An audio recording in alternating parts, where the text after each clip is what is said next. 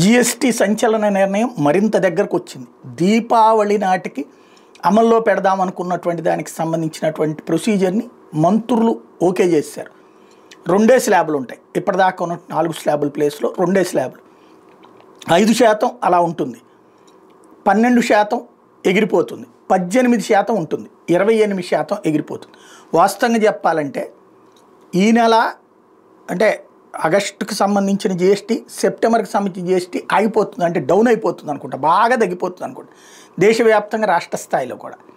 ఎందుకంటే ఈ తినుబండారాలు రెగ్యులర్గా తినే వాటి విషయంలో ఎవరు ఆపరు, అది నడిచిపోతుంటుంది. రెస్టారెంట్ల, క్యాంటీన్ల, హోటళ్ళ, చిల్లర కొట్ల, సరుకుల ఇవన్నీ. కానీ పెద్ద varieties, electrical varieties, electronics varieties, తర్వాత కార్లు, 2 వీలర్లు ఇవి మాత్రం కంప్లీట్గా ఆగిపోతున్నాయి.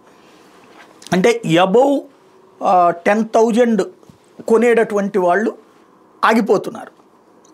అబౌవ్ 1 lakh కొనేవాళ్ళు అయితే కంప్లీట్గా ఆగిపోతున్నారు. ఇప్పుడు కారు కొంటే 10 లక్షల రూపాయల కారు కొంటే 2,80,000 రూపాయలు ట్యాక్స్ ఇప్పుడు జిఎస్టీ, ప్లస్ సెస్సు అది వేస్తే కనుక దాదాపుగా 4 లక్షల రూపాయలు అవుతుంది.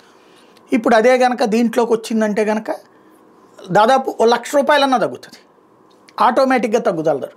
1 లక్ష రూపాయలు మిగిలినట్టే కదా. అంత అర్జెంటుగా కొనుక్కోవాల్సిన పనే ఉంది. అంత అర్జెంటు కొనుక్కునే వాళ్ళు తప్పించి మిగతా వాళ్ళు కొంటారు. 2 వీలర్లు, 4 వీలర్లు అన్ని అబౌవ్ 10,000 ఇవన్నీ కూడా అత్యవసరమైతే తప్పించి కొనట్లేదు. ఏది రిఫ్రిజిరేటర్లు ఇట్లాంటివి కూడా. బట్ దీపావళి రోజుకన్నారు, అంటే అక్టోబర్లో కదా దీపావళి వచ్చేటప్పటికి, అప్పటికి అంతా కూడా వెయిట్ చేస్తున్నట్టుగా కనబడుతోంది.